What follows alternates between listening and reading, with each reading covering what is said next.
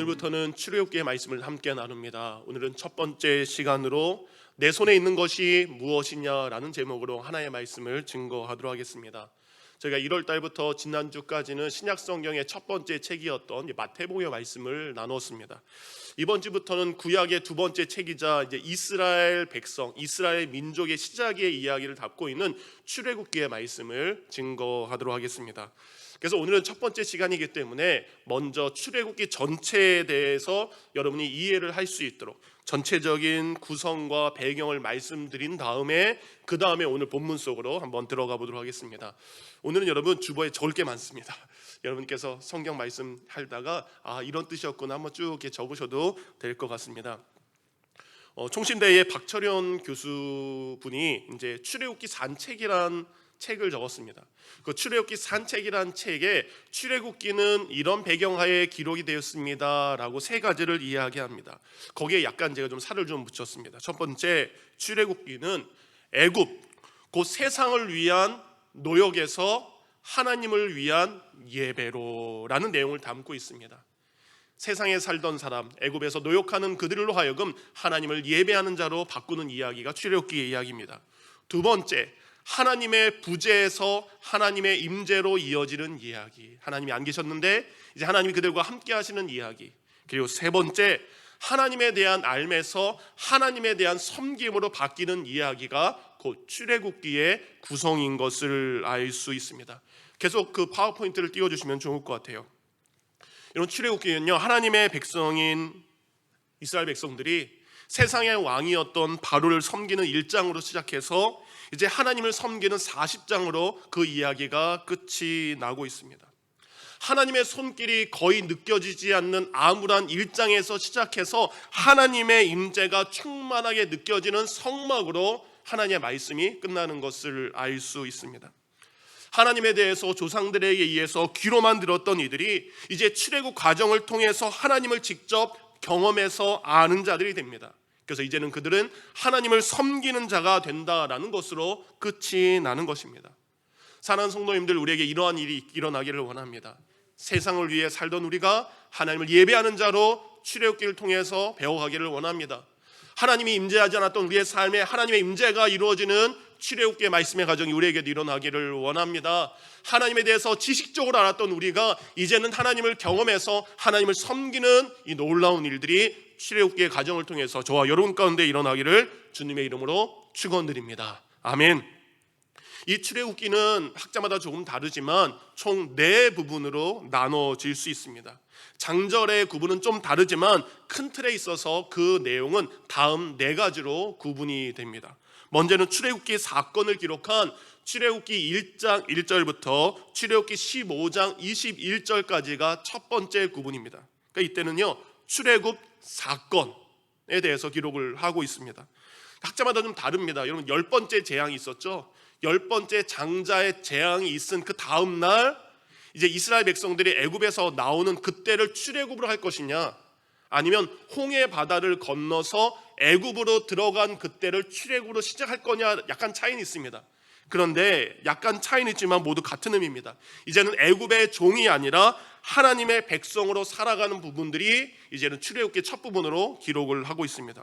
그 출애굽 사건은 구원의 시작을 기록한 부분입니다.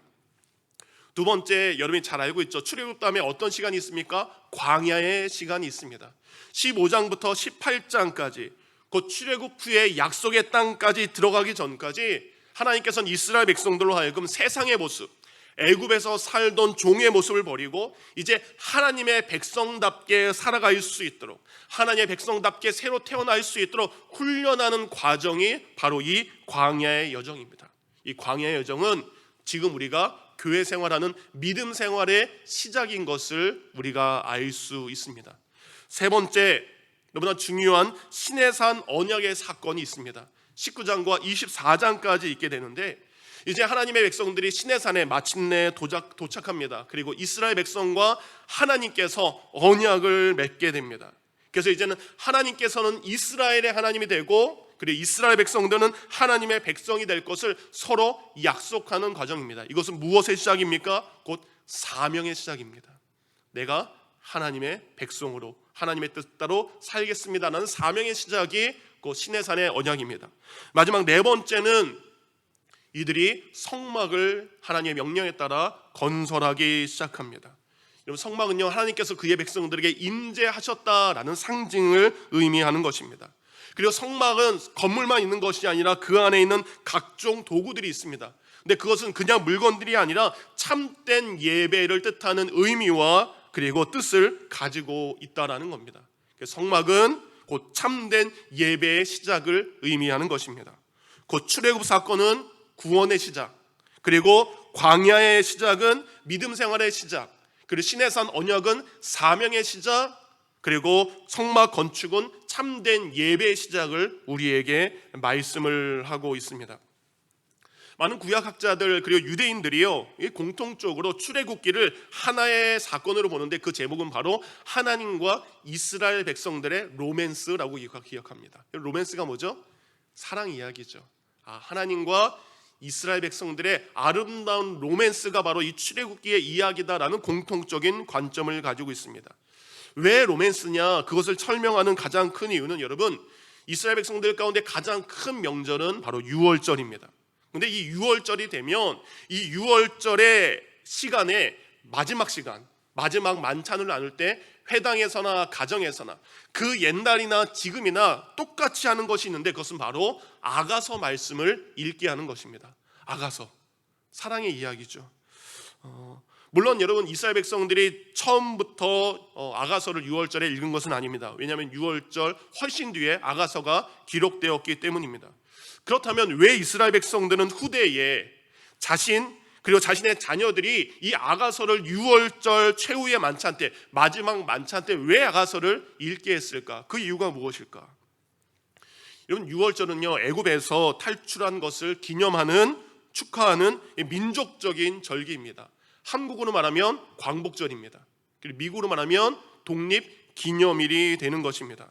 그러니까 유월절은 하나님의 위대한 구원의 행위에 대해서 찬양하고 감사하는 날입니다. 처음에는 감사하고 감격했어요. 그런데 시간이 지나면서 매년마다 이 유월절을 하다 보니까 그때의 감격을 후대 사람들이 잃어버리게 됩니다. 구원의 감격을 노래하고 찬양하는 것이 아니라 유월절은 형식화되고 습관화되는 날입니다. 곧 감사와 감격이 없는 죽은 절기가 되기 시작했다는 겁니다. 마찬가지죠, 여러분. 우리 광복절을 겪으신 우리 소망의 어르신들, 우리 어르신들에게는 광복절의 그날의 기쁨은 지금도 너무나 큰 기쁨일 것입니다. 근데 여러분, 우리 아이들에게, 지금 아이들에게 광복절의 기쁨이 있습니까? 독립기념일, 미국의 독립에 대한 그 기념일이 우리 아이들에게는 지금 아무런 상관없는 날로 여겨지는 것과 마찬가지입니다. 그러니까 지혜로운 이스라엘의 어른들은요, 자신들의 후손들이 이러한 위험에 빠지지 않도록 아가서를 유월절 식사의 마지막 부분에 낭독하기 시작합니다. 출애굽 사건은 민족적인 사건이고 국가적인 사건이지만 이제 아가서를 읽으면서 신랑 되신 하나님과 신부인 나의 이야기로 그 이야기가 바뀌기 때문입니다. 그건 유월절에 하나님께서 우리 민족을 구원하시고 사랑한 것처럼 지금도 나를 사랑하시고 구원하신다는 개인적인 고백을 우리 아가서가 할 수 있도록 돕기 때문입니다. 이런 것입니다. 우리 믿음의 부모님들도 무엇입니까? 2000년 전 예수 그리스도의 십자가의 구원의 사건이 모든 인류를 구원하기 위한 하나님의 놀라운 사건이었습니다. 그런데 여러분, 오늘 우리 아이들이 이렇게 이야기합니다. 나와는 상관없습니다 라고 이야기하면 예수님의 2000년 전 십자가의 죽음은 아무 의미 없는 날이 되는 것입니다. 그래서 믿음의 어른들, 믿음의 부모들은 무엇을 해야 됩니까? 자손들에게 십자가 사건은 오늘 너와 관계가 있는 특별한 날인 것을 자녀들에게, 후손들에게 가르쳐서 알게 해야 된다는 겁니다. 지난주 우리 모두가 함께 예배드리는 부활절 예배가 이와 같은 의미로 우리가 자녀들에게 가르쳐야 된다는 겁니다. 부활절은 매년마다 찾아오는 교회 절기나 계란 삶아 먹는 날, 휴일이 아니라 이 땅에 있는 모든 사람과 더불어서 얘야, 너를 사랑하셔서 너를 위해서 예수님께서 십자가에 달려 돌아가신 다음에 너를 위해서 부활하신 날이 바로 이 부활절이야 라고 우리는 자녀들에게 가르쳐야 됩니다. 곧 모든 사람을 사랑한 그 예수님의 사랑이 오늘도 너를 사랑하고 있는 거야. 2000년 전에 예수님의 그 구원의 십자가가 너를 구원하기 위한 구원이었음을 우리는 자녀들에게 개인적인 만남이 있을 수 있도록 말씀을 통해서 자녀들에게 그것을 가르쳐야 되는 것입니다. 처음에 출애굽기를 이제 네 부분으로 나눠서 말씀을 드렸습니다. 근데 각 부분을요, 이스라엘 백성들과 하나님과의 로맨스, 사랑 이야기라는 관점에서 다시 한번 보면 그게 참 재미나게 이해할 수 있습니다. 처음에 말씀드렸던 박철원 교수는 출애굽기 산책에서 그것을 이렇게 재미나게 같이 결합을 했습니다. 제가 설명을 좀 추가를 했습니다. 첫 번째, 여러분, 출애굽 사건은요, 첫 만남의 시간입니다. 남자와 여자가 첫 만나는 시간이 있죠. 바로 출애굽 사건이 바로 그 시간입니다. 그러니까 출애굽기 1장부터 15장까지는 하나님과 이스라엘 백성들의 첫 만남을 소개를 하고 있습니다. 그런데 그 첫 만남은 이렇습니다. 어느 날 아름다운 여인이 밤길을 홀로 걸어가고 있습니다. 그런데 저쪽에서 무섭게 생긴 깡패 하나가 와서 이 여인을 공경에 빠뜨리게 됩니다. 다급한 여인은 소리를 지어서 도와주세요 라고 이야기를 합니다.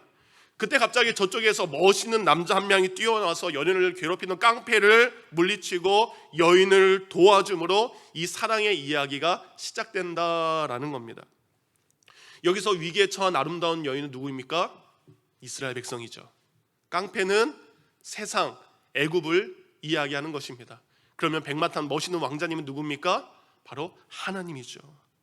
하나님, 그 남자는 나타나서 자기가 누구인지 소개합니다.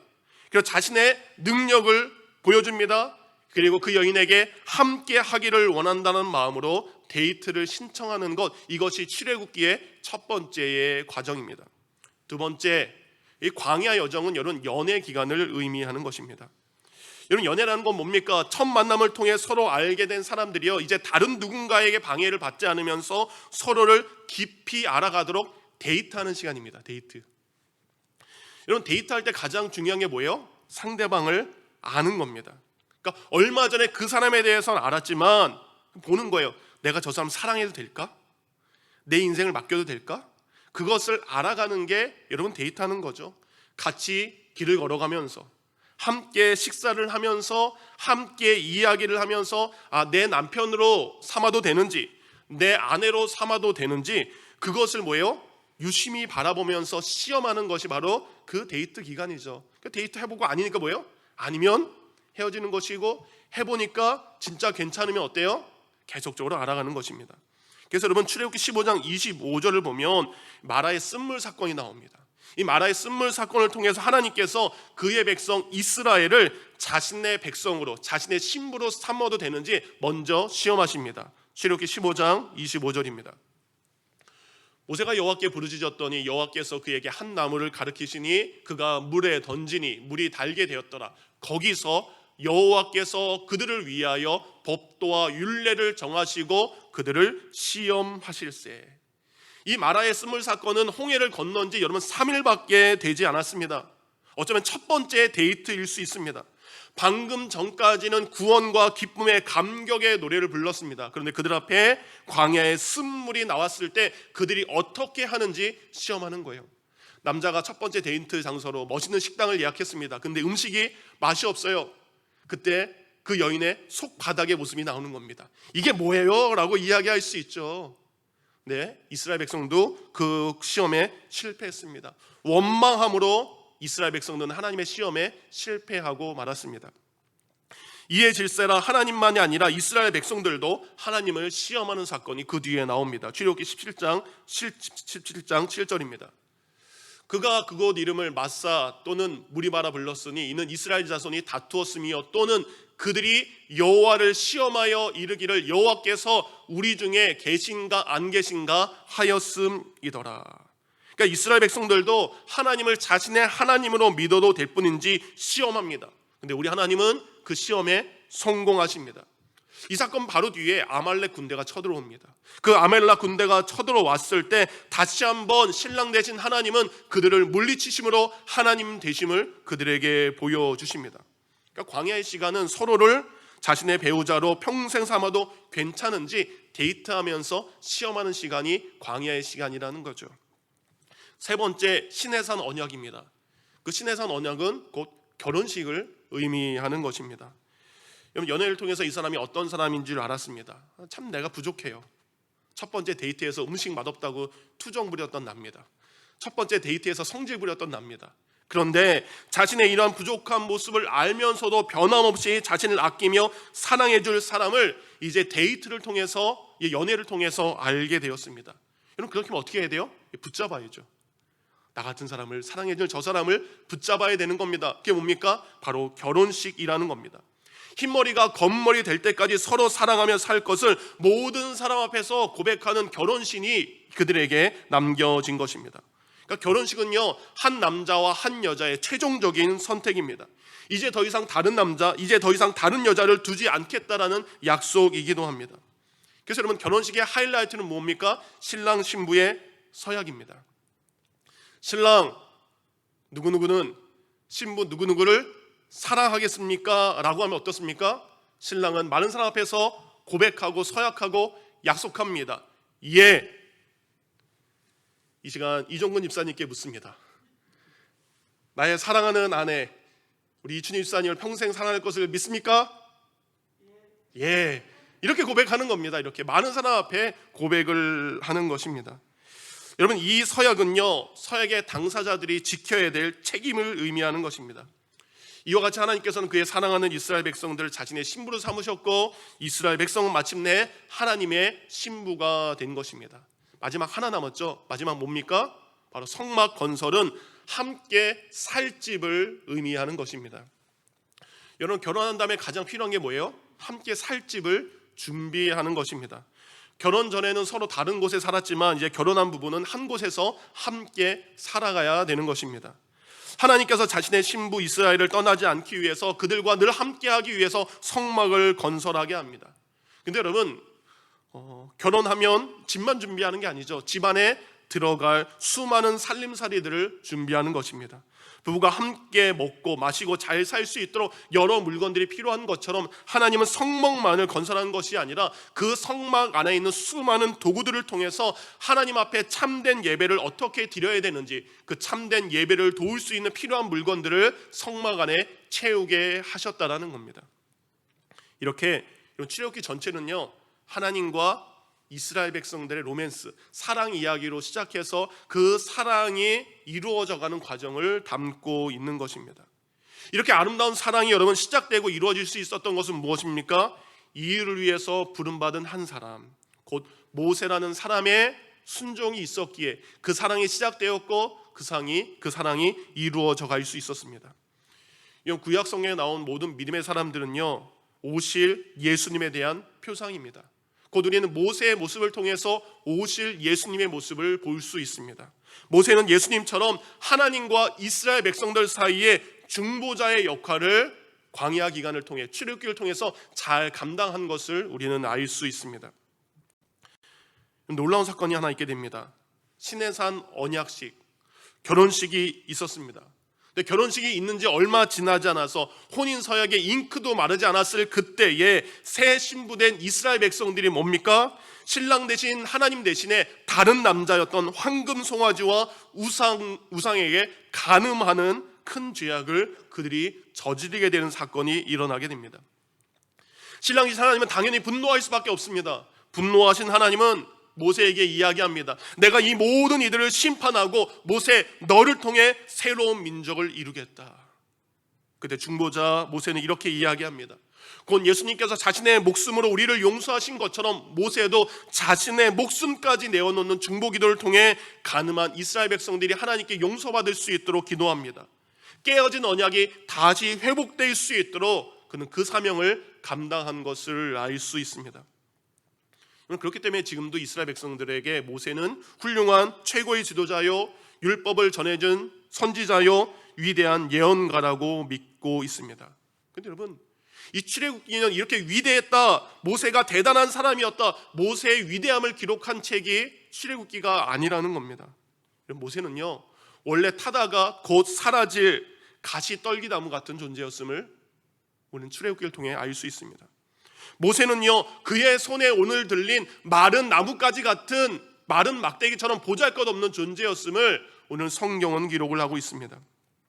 그러니까 우리가 앞으로 출애굽기를 통해서 깨달아야 될 중요한 사실은 하나님 이렇게 연약한 모세, 이렇게 못된 이스라엘 백성이라도 그들을 향한 놀라운 구원의 역사를 이루기 위한 하나님의 전능하심과 하나님의 포기하지 않는 사랑을 기록한 것이 바로 출애굽기라는 것을 우리는 잊지 않고 1장부터 40장까지 읽어가야 됩니다.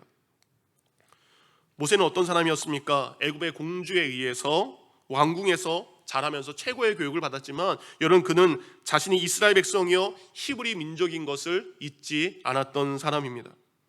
그는 어느 날 애굽 사람이 자신의 동족이었던 이스라엘 백성들을 때리는 것을 보고 그를 죽이게 됩니다. 그리고 모래에다가 감추게 됩니다. 근데 나중에 이 사실이 드러나게 되자 애굽 왕을 피해 미디안 광야로 도망을 하게 되고 40년 동안 광야에서 목자의 삶을 살게 됩니다. 곧 모세가 미디안 광야에서 40년의 시간을 보내고 있을 때 애굽에서는 어떤 일이 일어납니까? 출애굽기 2장 23절 말씀입니다. 세월이 많이 흘러서 애굽의 이집트 왕이 죽었다. 이스라엘 자손이 고된 일 때문에 탄식하며 부르짖으니 고된 일 때문에 부르짖는 소리가 하나님께 이르렀더라.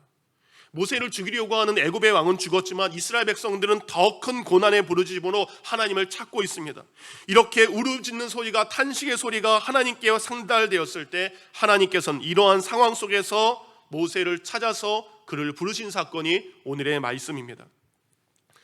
하루는 모세가 여느 날과 마찬가지로 장인어른의 양떼를 치면서 호렙산이라는 곳에 이르게 됩니다. 그곳에 갑자기 떨기나무 속에 불꽃이 임하게 됩니다. 그리고 그 불꽃 속에서 모세의 자신을 부르는 소리를 듣고 그곳에 나아가게 됩니다. 그때 하나님께서 모세에게 이렇게 이야기합니다. 이스라엘 자손의 탄식과 울부짖는 소리를 내가 들었다. 내가 그들 애굽 왕 바로에서 건져내어서 적과 꿀이 흐르는 땅으로 인도할 것이다. 모세야, 네가 그 일을 감당해야 될 것이다. 지금 80세의 양을 치고 있는 노인에게 오늘 그 사명을 감당하라고 말씀하시는 것이 오늘 성경 본문의 말씀입니다. 여러분, 이 일은 당연히 미디안 시골 구석에서 장인어른의 양을 치고 있는 80대의 노인이 감당할 수 없는 실현 불가능한 일입니다. 모세는 이야기합니다. 자신의 동족을 위한 위대한 일이고 좋은 일이지만 지금 자신을 볼 때 어떻게 이 일을 할 수 있냐고 거절할 수밖에 없다라는 겁니다. 모세는 생각합니다. 하나님, 왜요? 40년 전에 제가 애굽의 왕자로 살고 있을 때, 내 인생의 전성기였을 때, 내가 힘이 있고 내가 능력이 있고 내가 가진 것이 있었을 때 하나님 그때 나를 부르시지 왜 지금 나를 부르십니까? 네, 모세는 왜 하나님께서 지금 부르셨는지 그 부름의 이유를 깨닫지 못하기 때문에 계속 아닙니다, 못합니다, 나는 할 수 없습니다 라고 계속해서 거절을 하게 됩니다. 그래서 출애굽기 3장부터 출애굽기 4장 17절까지는요 하나님은 계속해서 모세에게 이 일을 감당하라고 이야기하는 것이고 모세는 계속해서 이 핑계를 대고 저 핑계를 대면서 자신이 할 수 없는 여러 가지의 이유를 대고 있는 것입니다. 그래서 출애굽기 3장과 4장을 통해서 계속적으로 시키려고 하는 하나님, 계속적으로 거절하려고 하는 모세의 대화를 제가 한번 보았습니다. 우리 김민 목사님 마이크 2개를 좀 준비해 주세요. 제가 지난주에 바람이 있다 그랬죠. 지난주에 설교할 때 했던 이 버스라는 걸 연극으로 한번 올리고 싶다 그랬잖아요. 길거리 캐스팅을 한번 해보겠습니다. 마이크 하나를 우리 이봉렬 지사님 지사님 다 주시고 마이크 한번 다 주시고요. 하나 주시고 또 다른 마이크 하나를 박주원 지사님 바로 옆에 계시니까 대사를 보여주시기 바랍니다. 하나님의 장면이 나오는 것을 지사님 먼저 읽으시면 됩니다. 그리고 모세라고 되어 있는 부분을 박주원 지사님이 읽으시면 됩니다. 한번 준비되셨나요? 보이시나요?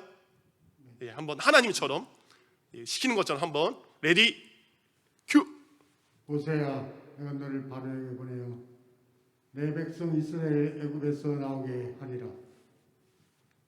하나님, 제가 뭐라고 애굽 왕 바로에게 가서 이스라엘 자손을 인도하여 내겠습니까? 모세야, 내가 반드시 너와 함께 있을 것이다. 그리고 후에는 이곳에서 나를 섬길 것이다. 저를 보내신 하나님에 대해서 물어보면 그들에게 무엇이라고 말해야 하는지 모르겠습니다. 나는 스스로 있는 자, 여호와 하나님으로 아브라함과 이삭과 야곱의 하나님이라고 말해라. 그들이 제 말을 듣지도 않을 텐데 하나님이 보낸 증거를 달라고 하면 어떻게 합니까? 내 손에 든 지팡이가 뱀으로 변할 것이다. 내 손을 옷 속에 넣으면 나병이 생기고 다시 넣었다가 빼면 다시 깨끗해질 것이다. 네가 부은 나일 강물이 땅에서 피가 되리라. 이것이 내가 보낸 증거다. 주여, 저는 본래 말을 잘하지 못합니다. 입이 뻣뻣하고 혀가 도는 자이기 때문에 못합니다. 누가 입을 만들었느냐? 이제 가라. 내가 네 입과 함께 있어 할 말을 가르치리라. 주님, 죄송합니다. 제발 보낼 만한 사람을 보내시기 바랍니다. 네 형 아론으로 네 입을 대신할 것이니 지팡이를 들고 가라. 예, NG 거기 가로 다시 한번 그 맨 마지막 부분 한번 보여주시기 바랍니다. 모세는 머뭇거리며 지문이 돼 있죠. 하나님은 화내면서 이 부분만 마지막으로 한번 하겠습니다. 모세 머뭇거리며 시작. 주님, 죄송합니다. 제발 보낼 사람을 보내시기 바랍니다. 네 형 아론으로 네 입을 대신할 것이니 지팡이를 들고 가라. 큐. 아, 완벽합니다. 예. 감사합니다. 예. 예, 잘해 주셨습니다. 예. 길거리 캐스팅 되셨습니다. 여러분, 모세는 계속해서 자신이 할 수 없는 이유를 이야기하고 있고 하나님께서는 그럼에도 불구하고 그가 할 수 있는 이유를 말씀하셨습니다. 여러분, 하나님께서 이처럼 연약한 모세에게 인내하시면서 그가 사명을 감당할 수 있도록 계속해서 돕겠다라고 말씀하십니다. 하나님 지금도요, 우리의 연약함을 아십니다. 우리의 부족함을 아십니다. 근데 포기하지 않고 인내로서 우리를 주님의 일꾼으로 만들어 가고 계십니다. 예수님 또한 그러셨습니다. 예수님 또한 인내로서 포기하지 않고 참된 제자를 만들어 가셨습니다. 십자가 앞에서 자신을 부인했던 사람들, 떠난 제자들, 근데 그들을 다시 찾아가셔서 참된 제자가 되도록 위로하셨고 그들에게 성령의 능력을 보여주셨고 그들로 하여금 사명을 감당할 수 있는 제자가 될 수 있도록 예수님은 도와주셨습니다. 여러분, 지금 하나님께서 여러분에게 주신 사명, 여러분 혹시 거절하고 있지 않습니까? 여러분, 사명은 무엇입니까? 사명은 목사가 되고 선교사가 되고 교회의 직분자가 되는 것이 아닙니다. 사명은 하나님의 말씀에, 하나님의 뜻에 순종하는 것이 사명입니다. 여러분, 자녀를 향한 하나님의 뜻에 순종하는 것이 부모의 사명입니다. 우리가 일하는 일터를 향한 하나님의 요구에 자신의 뜻을 내려놓는 것이 성도의 순종 사명입니다. 교회가 세상을 향해 감당하고 있는 하나님의 그 일에 함께하는 것이, 동참하는 것이 우리의 사명입니다. 나의 이웃을 나의 성공의 도구가 아니라 내가 섬김의 대상으로 여기는 것, 이것이 이 땅에 그리스도인들이 감당해야 될 사명의 모습입니다. 그런데 우리가 이 일을 스스로 할 수 없어요. 우리가 스스로 하지 않습니다. 못합니다. 그래서 하나님께서는 광야의 시간을 통해 우리를 내려놓게 합니다. 우리 자신을 포기하게 하십니다. 그래서 우리의 광야의 시간을 통해 이 사명을 감당하게 하십니다. 하나님께서 왜 모세에게 40년의 광야의 시간을 주셨습니까? 모세가 40년 동안 광야에서 배워야 될 것이 있습니다. 그것은 바로 기다림입니다. 그것은 바로 인내입니다. 그것은 바로 순종에 대한 것입니다. 지금 하나님께서 모세를 향해 끊임없이 인내하시는 것처럼, 그리고 기다리시는 것처럼 하나님께서는 모세에게 이제 200만 명의 사람들을 이끌어가야 될 지도자로서 그들을 향해서 인내할 수 있도록 인내를 배우게 하신 것입니다. 준비되지 못하고 성숙되지 못한 그들을 바라보면서 때를 기다릴 수 있는 훈련을 광야 시간대에 있게 하신 것입니다. 하나님의 말씀이라면 그 어떤 말씀이라도 순종할 수 있도록 그것을 40년 광야의 시간을 통해 배우게 하신 것을 우리는 알 수 있습니다. 이 모든 배움의 시간이 끝난 다음에 오늘 본문 마지막 구절 4장 17절은 이렇게 끝납니다. 너는 이 지팡이를 손에 잡고 이것으로 이적을 행할지니라. 하나님께서 모세에게 이야기합니다. 더 이상 주저하지 말고 손에 있는 지팡이를 잡고 가라라고 이야기합니다. 근데 실제로 이 말씀 뒤에 모세는 더 이상 어떠한 핑계도 하나님께 대지 않고 말씀에 순종해서 애굽을 향해 걸어가기 시작합니다. 하나님의 분명한 계획을 알았습니다. 하나님의 능력을 체험했습니다. 그리고 그 하나님이 나를 돕는다라는 것을 알았습니다. 이제 그는 하나님의 말씀대로 그의 손에 지팡이를 잡고 하나님의 말씀하신 이적을 행하기 위해서 애굽을 향해 걸어가기 시작합니다. 실제로 지금 모세가 잡고 있는 그 지팡이는 어떤 일을 행하게 됩니까? 저희가 성경을 볼 때 출애굽기 7장 20절에 이 지팡이로 나일강을 쳤을 때 나일강물이 피로 변하게 됩니다. 9장 23절에 하늘 향해 들었을 때 하늘에서 우박이 내리기 시작합니다. 4장 14절에 이 지팡이로 홍해 바다에 가까이 되었더니 그 바다가 갈라지기 시작합니다. 반석에 쳤을 때 바위가 갈라져 생수가 나오게 합니다. 지팡이를 쥐고 기도했을 때 전쟁에 한 번도 참여하지 못했던 사람들이 아말렉 정규군에게 승리의 역사를 이루게 됩니다. 정말 하나님의 말씀대로 모세가 그 지팡이를 사용할 때마다 그 지팡이는 놀라운 기적들을 일으켰습니다.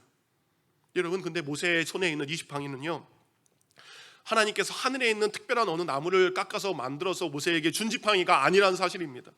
이 지팡이는 모세가 이전부터 양을 칠 때 늘 사용하던 보잘것없는 막대기였다는 사실입니다. 모세는 어느 날 지나가다가 광야에서 발견한 올리브 나무 하나를 자릅니다. 깎고 다듬어서 정말 볼품없는 막대기 하나를 가지고 그는 목자로서 목동으로 살고 있었습니다. 그런데 하나님은 모세의 손에 그 막대기를 통해 놀라운 일을 하셨습니다. 여러분, 이 막대기가 의미하는 것은 무엇입니까? 바로 모세 자신입니다. 연약하고 보잘것없는 80의 노인이지만 하나님의 손에 붙들렸을 때 세상이 감당할 수 없는 능력을 행하는 사람이 될 수 있음을 그 막대기를 통해서 오늘 그의 백성들에게 보여주시는 것입니다. 모세가 광야 생활을 통해 자신을 내어놓고 깨어준 후에 볼품없는 막대기처럼 된 그 순간 비로소 그는 하나님의 도구가 된 것입니다. 오늘 본문 2절에 보면 그 지팡이를 부른 호칭이 모세의 지팡이입니다. 근데 여러분, 17절에 하나님의 말씀에 순종한 모세의 손에 들린 지팡이는 그 뒤에는 하나님의 지팡이라고 그 호칭이 변하게 됩니다. 오늘 본문 뒤에 나온 출애굽기 4장 20절입니다. 모세가 그의 아내와 아들들을 나귀에 태우고 애굽으로 돌아가는데 모세가 하나님의 지팡이를 들고 손에 잡았더라. 아멘. 여러분, 하나님의 말씀에 순종해서 애굽에 내려가는 모세의 손에 들린 지팡이는 이제 연약한 가지가 아니라 하나님의 지팡이로 바뀐 것입니다. 이 구절이 의미하는 것은 애굽으로 향하는 모세 자신이 자신의 삶을 내려놓았을 때 그가 이제는 하나님의 사람 모세가 되었음을 오늘 우리에게 증거하는 것입니다. 모세가 하나님의 놀라운 뜻에 동의합니다. 하나님 출애굽해야죠. 동의합니다. 그러나 선뜻 그 일에 하기에 너무 두려워하고 있을 때 하나님께서 모세에게 이렇게 말씀하셨죠. 4장 2절입니다. 여호와께서 그에게 이르시되 내 손에 있는 것이 무엇이냐.